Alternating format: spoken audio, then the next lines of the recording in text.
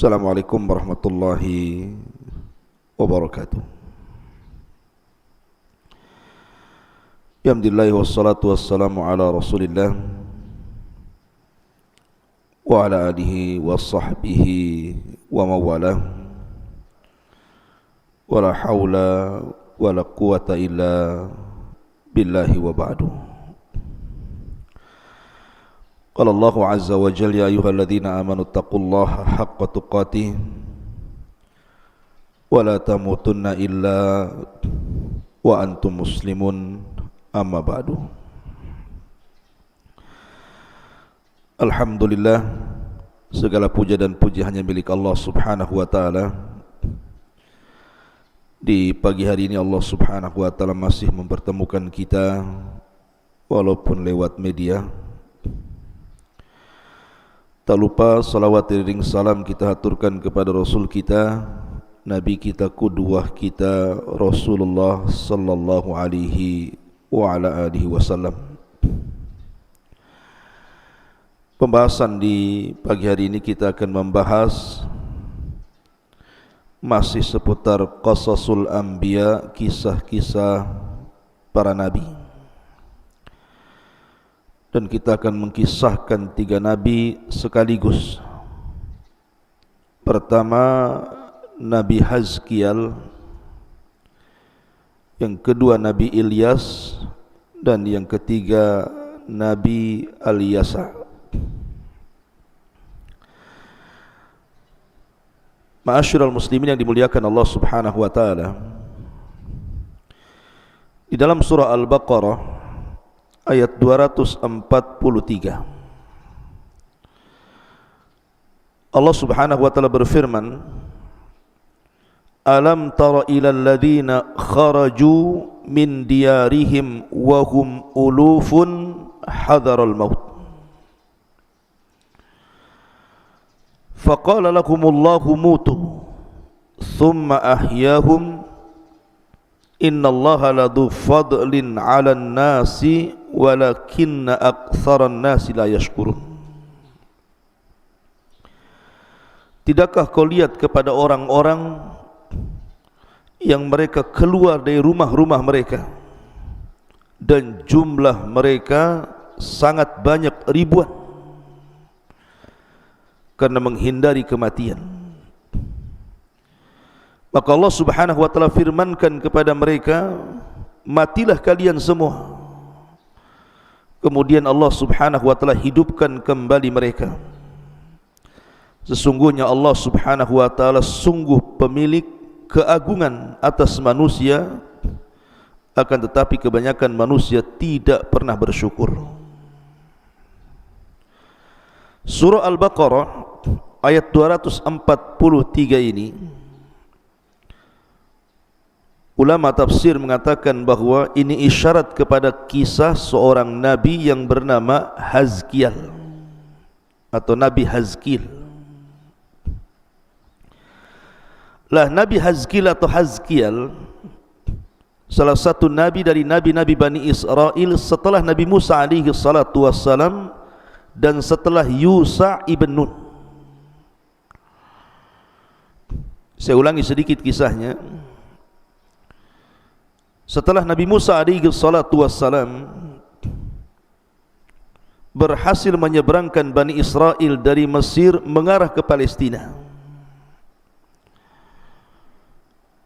kemudian tidak bisa masuk ke Baitul Maqdis Palestina karena ketika itu Baitul Maqdis dikuasai oleh orang-orang Amalikoh, dan orang-orang Amalikoh itu orang-orang asli penduduk Mesir, disebut Amalikoh.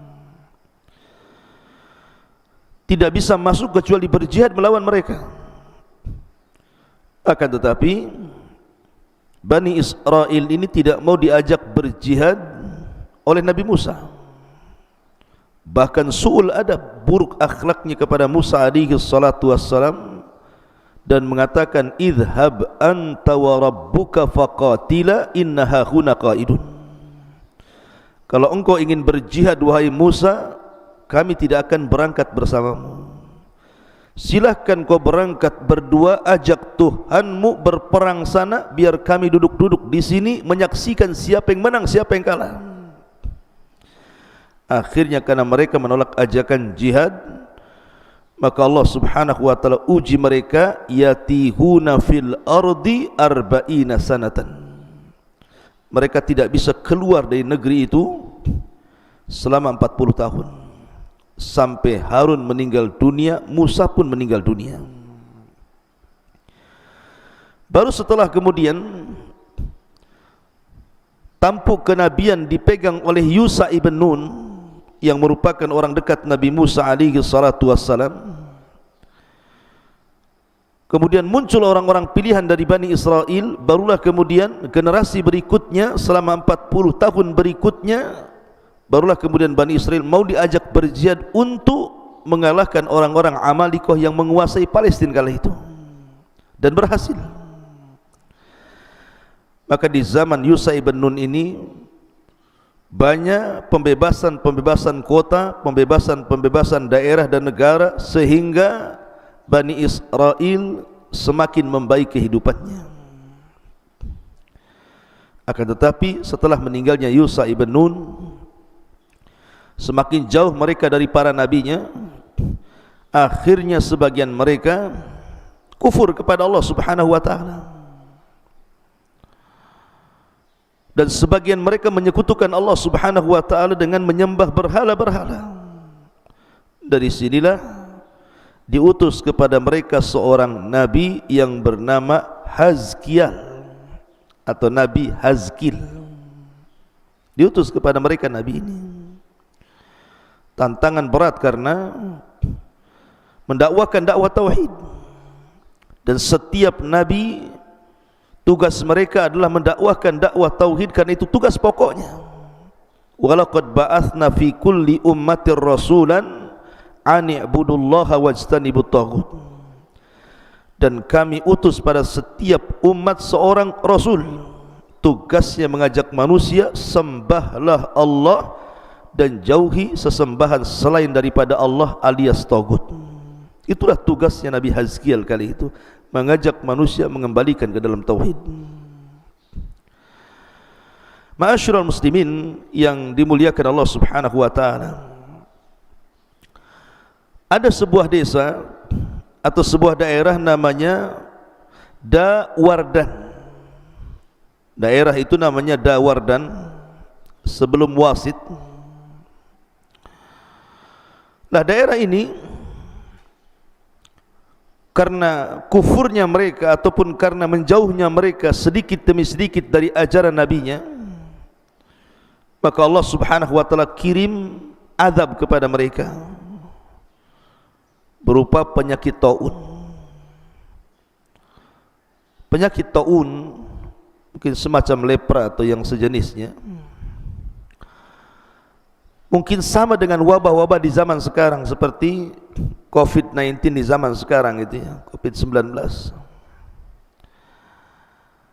Lah wabah ini memakan korban banyak.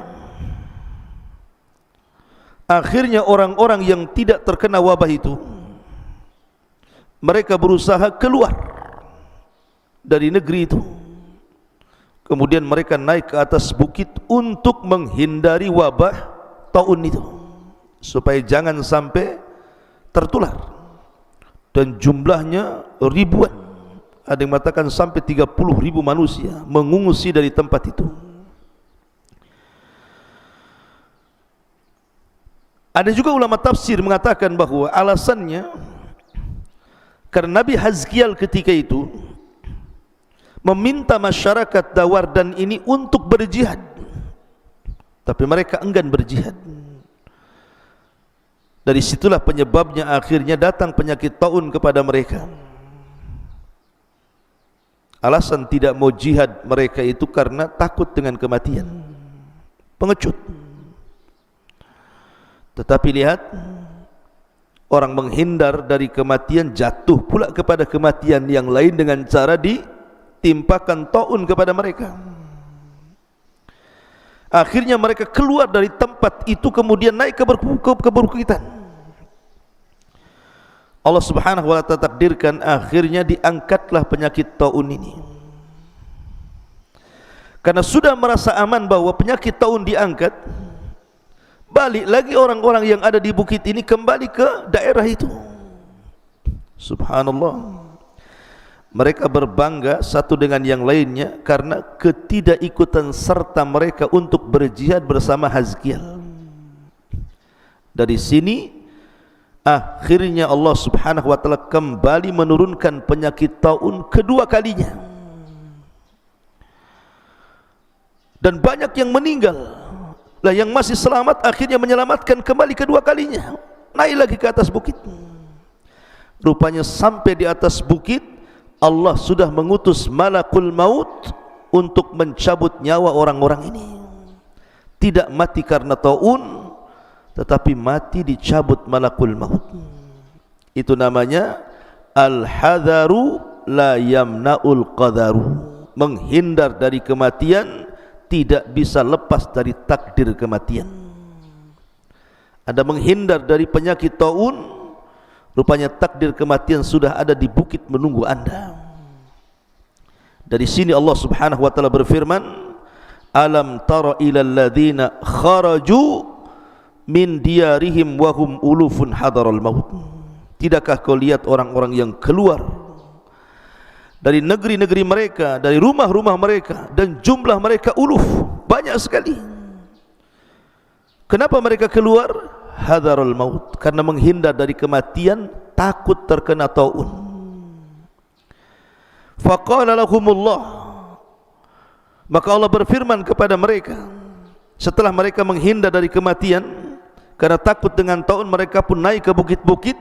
Rupanya di sana ada malakul maut yang Allah perintahkan supaya mencabut nyawa-nyawa mereka. Makanya Allah katakan mutu, matilah kalian. Akhirnya semua orang yang mengungsi dari tempat itu karena takut terhindar taun, mati juga di perbukitan. Maka jasad yang uluf, yang sangat banyak itu bergelimpangan di mana-mana. Bukit itu penuh dengan jasad yang tidak bernyawa.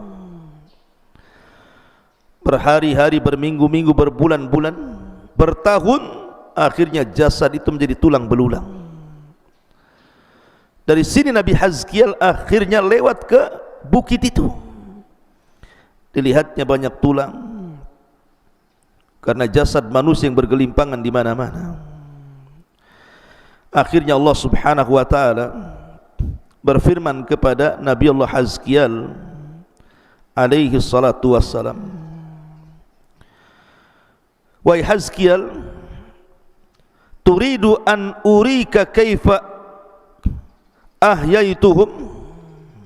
Wahai Hazkiel, maukah ku tampakkan kepadamu aku hidupkan kembali mereka di hadapanmu? Maka Nabi Hazkiel mengatakan, na'am ya Rabb, tentu ya Rabb. Bagaimana caranya kau hidupkan mereka? Faqila lahu, maka dikatakan kepadanya, nada, panggillah mereka.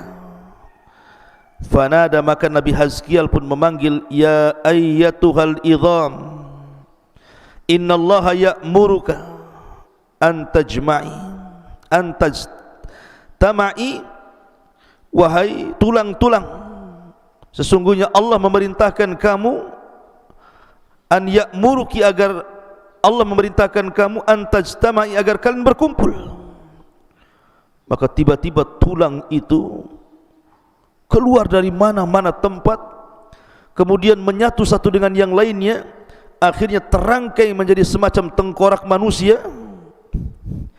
Setelah itu kemudian dipanggil lagi supaya dagingnya datang, dipanggil lagi supaya semua tubuhnya datang. Akhirnya satu persatu datang dagingnya, menempel di tulangnya, akhirnya terangkai membentuk, jadilah jasad-jasad itu kembali utuh. Dari sini kemudian Nabi Hazkiel diperintahkan Allah untuk memanggil ruhnya.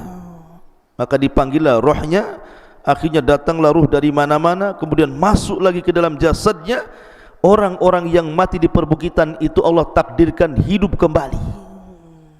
Di sini Allah mengatakan dalam Al-Quranul Karim, thumma ahyahum, kemudian kami hidupkan kembali mereka. Ketika mereka hidup, semua berteriak seolah-olah kiamat telah tiba kepada mereka. Ma'asyiral muslimin yang dimuliakan Allah Azza wa Jalla, ada yang mengatakan jumlah mereka adalah 8.000 manusia, dan ini riwayat Ibnu Abbas. Ada yang mengatakan 9.000 manusia, dan ini riwayat Abi Saleh. Dan ada yang mengatakan 40.000, dan ini riwayat Ibnu Abbas yang lainnya. Dan ada yang mengatakan lebih daripada itu. Wallahu a'lam jumlah mereka. Ma'asyiral muslimin yang dimuliakan Allah Azza wa Jalla, tetapi setelah Allah karuniakan mereka mati kemudian dihidupkan kembali, akhirnya mereka mau beriman kepada ajakan Nabi Hazkiel.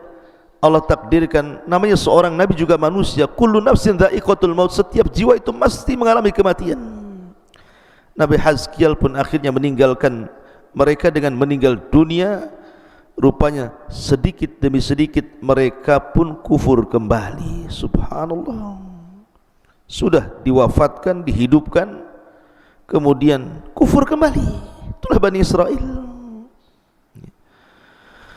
Dan tentang syariat ta'un ini, di dalam Islam, Nabi SAW bersabda dalam sebuah hadis, idza kana bi ardin wa antum biha fala takhruju firaran minhu, wa idza sami'tum bihi bi ardin fala taqdumu alaihi. Apabila ada sebuah wabah semacam ta'un di sebuah negeri, yang di dalam jangan coba-coba keluar. Dan kalau kalian mendengar di sebuah negeri terkena wabah ta'un, yang di luar jangan masuk ke dalam. Jadi dari dalam jangan keluar, yang dari luar jangan ke dalam. Ma'asyiral muslimin yang dimuliakan Allah Azza wa Jalla. Dan itulah syariat kita. Seperti itu. Kalau seandainya di Batam ini terkena wabah, di tempat-tempat lain tidak terkena wabah, maka kita yang ada di sini jangan keluar, dan orang-orang luar jangan masuk, supaya tidak menyebar. Ini kisah Nabiullah Hazkiel alaihi salatu wassalam. Setelah Nabiullah Hazkiel meninggal dunia, maka kenabian kemudian jatuh kepada Nabiullah Ilyas. Ilyas seorang nabi, satu di antara 25 nabi dan rasul. Salah satunya muncul nama Ilyas, karena Allah Subhanahu wa taala sebutkan dalam Al-Qur'an, tepatnya dalam surah As-Saffat, wa inna Ilyasa laminal mursalin. Sesungguhnya Nabi Ilyas itu bagian dari para rasul. Dalam hadis Abi Dzar Al-Ghifari radhiyallahu an, Nabi SAW bertanya, ataupun Abi Dzar bertanya kepada Rasul tentang jumlah para nabi. Maka Nabi SAW menjawab bahwa jumlah para nabi itu 120.000 nabi dan 315 rasul. Tetapi yang kita kenal adalah 25 nabi dan rasul, karena itu tercantum dalam Quran. 15 nama terurut dalam suratul An'am, atau 18 nama para nabi terurut dalam suratul An'am, dan yang lainnya bertebaran di beberapa surat dan ayat dalam Al-Quran, sehingga jumlahnya genap menjadi 25 nabi dan rasul. Ada yang disepakati dan ada yang diperselisihkan. Seperti yang diperselisihkan Khidir alaihi salatu wassalam, apakah dia nabi atau bukan. Luqman, apakah dia nabi atau bukan. Kemudian juga Maryam, apakah dia nabi atau bukan. Ma'asyiral muslimin yang dimuliakan Allah, kemudian Dzulqarnain, apakah dia nabi atau bukan, itu diperselisihkan. Tapi yang 25 nabi dan rasul itu disepakati, mereka nabi dan rasul yang wajib diimani setiap orang yang beriman. Satu saja diingkari, maka sama dengan mengingkari semua para nabi dan rasul. Makanya Allah mengatakan, la nufarriqu baina ahadin mir rusuli. Kita tidak boleh membeda-bedakan di antara para nabi dan rasul. Ada yang mengatakan bahwa Nabi Ilyas adalah Idris. Sebagaimana Imam Bukhari menyebutkan riwayat Abdullah ibn Mas'ud dan mengatakan bahwa Ilyas itu adalah Idris. Bahkan Abdullah ibn Mas'ud membacakan kalimat salamun ala al-Yasin, dibaca Idrasin, karena Abdullah ibn Mas'ud menyamakan bahwa Ilyas adalah Idris. Dan ini pendapat yang dikuatkan oleh beberapa para ulama. Di antaranya yang menguatkan pendapat ini adalah Dhahhak, kemudian Imam Qatadah ibn Di'amah dan Muhammad ibn Ishaq. Akan tetapi pendapat Imam Ibnu Katsir Ad-Dimashqi, atau dikenal dengan Ibnu Katsir, karya besarnya Tafsirul Adim Ibnu Katsir, mengatakan bahwa Ilyas dan Idris itu dua orang yang berbeda. Artinya Ilyas sendiri, Idris sendiri. Ilyas ada ceritanya, Idris ada ceritanya. Karena Idris itu hidup setelah Nabi Syith alaihi salatu wassalam, setelah Nabiullah Adam alaihi salatu wassalam, Adam, Syith, kemudian Idris. Tapi Ilyas ini hidup setelah Nabi Musa, kemudian lewat Yusa ibn Nun, kemudian Hazkiel, baru kemudian cerita masuk pada Ilyas alaihi salatu wassalam. Adapun nasab Ilyas sendiri, Ilyas ibn Yasin. Jadi Ilyas ibnu Yasin. Makanya ada yang mengatakan Ilyasin, ada yang mengatakan Ilyas karena namanya Ilyas ibn Yasin. Dan kalau menurut urutan nasab, maka sampai nasabnya kepada Harun alaihi salatu wassalam, saudara daripada Musa alaihi salatu wassalam. Jadi Ilyas ini turunan Nabi Harun, saudara dari Nabi Musa alaihi salatu wassalam, salah satu nabi dari nabi-nabi Bani Israel. Kemana Ilyas ini diutus? Ilyas ini diutus kepada Bani Israel yang terletak di bagian barat Damaskus. Ada yang mengatakan diutus ke Syam di Libanon. Kenapa ke Lubnan? Karena dalam kisah Ilyas ini akan terkait dengan berhala namanya Ba'labak. Ada berhala namanya Ba'labak. Dan Ba'labak itu kalau sekarang terkenal adalah sebuah kota Ba'labak di Lubnan, di Libanon, di Syam sana. Ada namanya Madinatu Ba'al, disebut kepada Ba'labak. Berarti Ilyas ini diutus kepada sebuah negeri di Syam, di Lubnan, di sebuah kota namanya Madinatu Ba'al. Di situ ada berhala yang disembah oleh kaumnya, namanya Ba'labak. Sebagian ahli tafsir mengatakan bahwa Ba'labak itu satu di antara nama-nama patung, namanya patung Ba'labak gitu. Tapi ada juga yang mentafsirkan bahwa Ba'labak itu artinya seorang wanita yang sangat super cantik disembah oleh kaumnya. Menyembah seorang wanita yang sangat cantik karena cantiknya akhirnya disembah dan menuruti apa kata-katanya. Lah Ilyas ini diutus kepada kaum yang menyembah berhala. Berhalanya namanya Ba'labak itu. Makanya Allah Subhanahu wa taala berfirman dalam surah As-Saffat ayat 132 sampai 123. Wa inna Ilyas laminal mursalin idh qala liqaumihi ala tattakun atad'una ba'lan wa tadharuna ahsanal khaliqin Allahu rabbukum wa rabbu abaikumul awwalin. Dan sungguh Ilyas termasuk seorang rasul ketika dia berucap kepada kaumnya, mengapa kamu tidak bertakwa kepada Allah? Pantaskah kalian menyembah Ba'al, artinya berhala namanya Ba'al itu, sementara kalian tinggalkan sebaik-baik pencipta yaitu Allah yang merupakan Tuhanmu dan Tuhan bapa-bapakmu yang terdahulu. apa yang terjadi? Seolah-olah Nabi Ilyas mengatakan, mana akal kalian?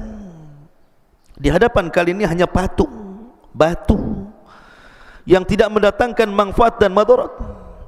Kalian mati-matian menyembah batu itu sementara kalian meninggalkan Allah yang sudah jelas-jelas menciptakan kamu, menciptakan bapak-bapakmu, nenek moyangmu. Mana akal kalian? Tetapi sebagaimana Allah Subhanahu wa taala berfirman, fariqan kadzabtum wa fariqan taqtulun. Sebagian Bani Israel terkadang mendustakan ajakan para rasul, bahkan sebagiannya membunuh para rasul. Mereka dustakan ucapan Nabi Allah Ilyas alaihi salatu wassalam. Tak peduli dengan dakwahnya Ilyas. Subhanallah. Fakadzabuhu fa innahum lamuhdharun. Akhirnya mereka pun mendustakan Ilyas dan mereka kelak akan mendapatkan siksa dari Allah. Ada yang mengatakan siksa dunia akhirat, ada yang mengatakan siksa akhirat. Illa ibadallah al-mukhlasin, kecuali hamba-hamba Allah yang dibersihkan hatinya dari dosa. Wa tarakna alaihi fil akhirin salamun ala Ilyasin inna kadzalika nazzil muhsinin innahu min ibadinal mu'minin.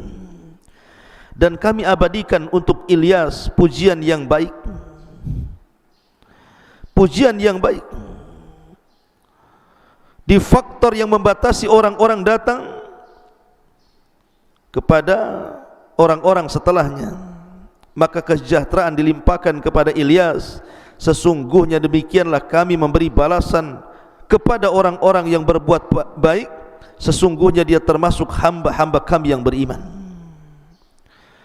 Akhirnya ada yang mengatakan mereka pun diadab oleh Allah Subhanahu wa taala berupa pacaklik yang berkepanjangan, wallahu alam.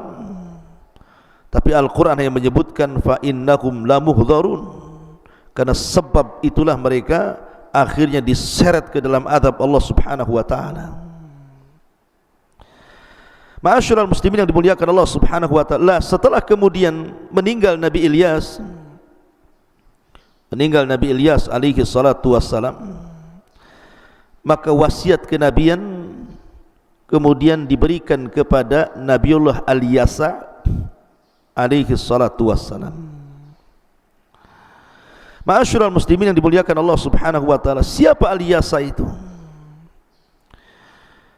Al-Quran tidak banyak menceritakan. Makanya kalau kita melihat Al-Quran, dari 25 Nabi dan Rasul yang Allah cantumkan dalam Al-Quran itu tidak semua diceritakan secara detail.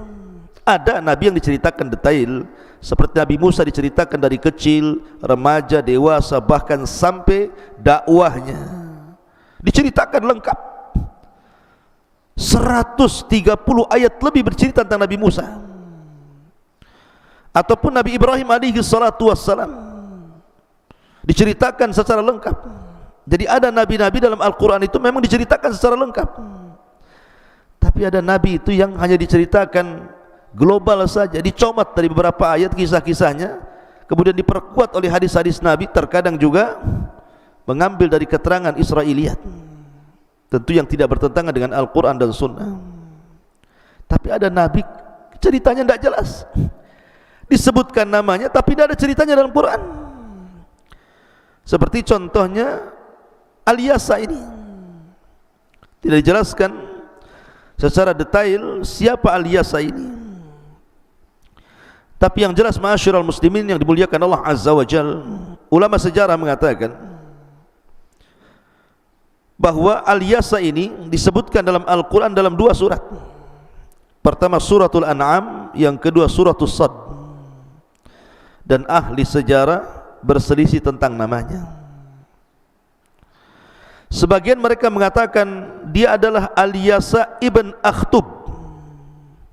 Al-Yasa ibnu Akhtub. Ada juga yang mengatakan sebagaimana riwayat Ibnu Asakir bahwa nasab yang tercantumkan di Tarikh Damaskus, Ibnu Asakir mengatakan Al-Yasa huwa Al-Asbat ibnu Adi. Dia adalah Asbat, namanya Asbat, bukan Al-Yasa. Asbat ibnu Adi, yang kalau dirunut, kalau apa namanya, Al-Yasa ibnu Akhtub, berarti kalau dirunut nasabnya sampai kepada Nabiullah Yusuf alaihi salatu wassalam. Tapi kalau Al-Yasa dia adalah Al-Asbat ibn Adi, afwan terbalik. Jadi kalau seandainya Al-Yasa ibnu Akhtub itu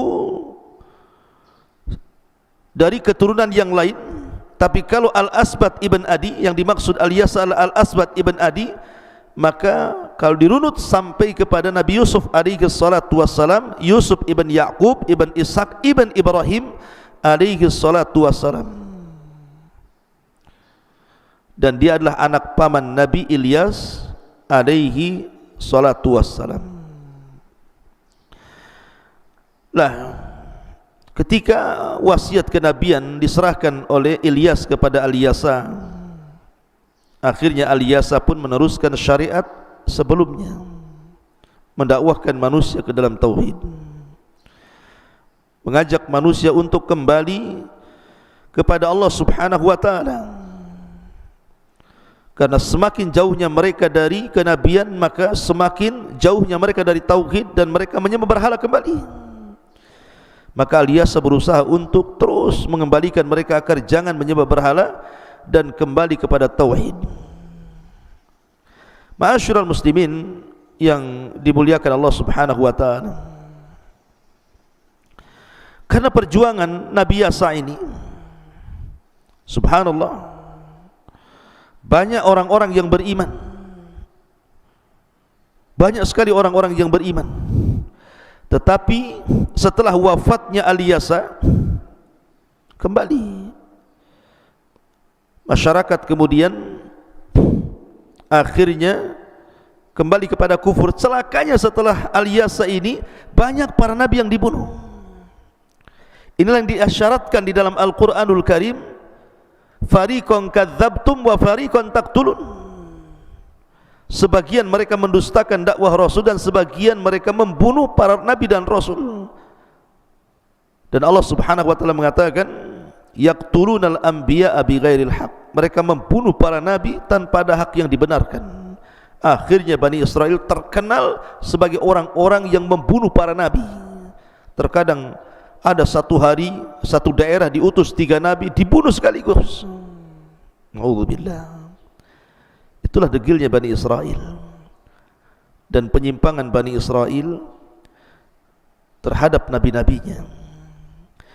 Tidak banyak kisah Al-Yasa memang, karena Al-Quran sendiri tidak menceritakan, sehingga sulit untuk menggali banyak kisah-kisah Israiliyat, tapi tidak penting, karena terkadang tidak masuk di akal atau bertentangan dengan Al-Quran dan Sunnah Nabi sallallahu alaihi wa ala alihi wasallam. Setelah Al-Yasa ini ada namanya Nabi Dzulkifli dan nabi-nabi yang lainnya. Bagaimana kisahnya? Maka kisah ini akan terus berlanjut. Mohon sabar, insyaallah kita akan berjumpa di lain kesempatan. Subhanakallah bihamdika, asyhadu an la ilaha illa anta, astaghfiruka wa atubu ilaik. Allahu ta'ala alam. Assalamualaikum warahmatullahi wabarakatuh.